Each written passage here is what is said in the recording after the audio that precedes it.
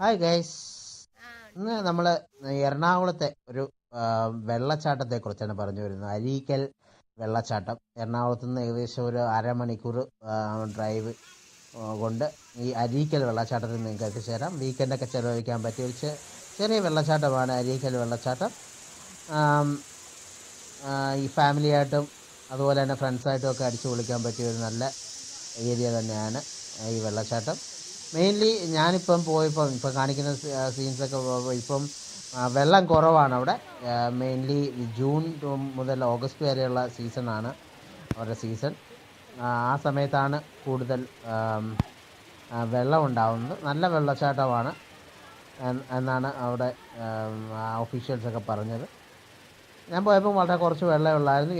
എന്നിരുന്നാൽ തന്നെ എൻജോയ് ചെയ്യാൻ പറ്റിയൊരു സാഹചര്യമാണ് അവിടെ ഉള്ളത്.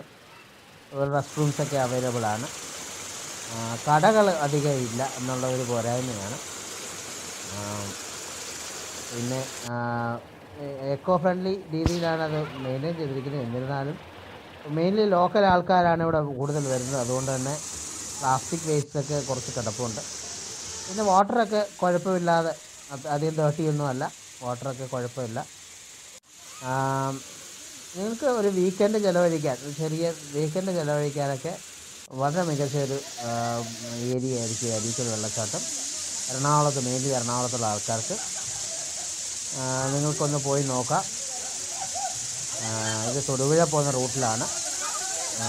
എറണാകുളത്ത് നിന്ന് തൊടുപുഴ പോകുന്ന റൂട്ടിലാണ്. ഈ വെള്ളച്ചാട്ടത്തിൻ്റെ കൂടുതൽ പിക്ചേഴ്സൊക്കെ നിങ്ങൾക്കിപ്പോൾ കാണുന്നുണ്ടെന്ന് വിചാരിക്കുന്നു. ഈ വീഡിയോ ഇഷ്ടമായെങ്കിൽ ഈ ചാനൽ സബ്സ്ക്രൈബ് ചെയ്യുക, ലൈക്ക് ചെയ്യുക, ഷെയർ ചെയ്യുക. Thank you.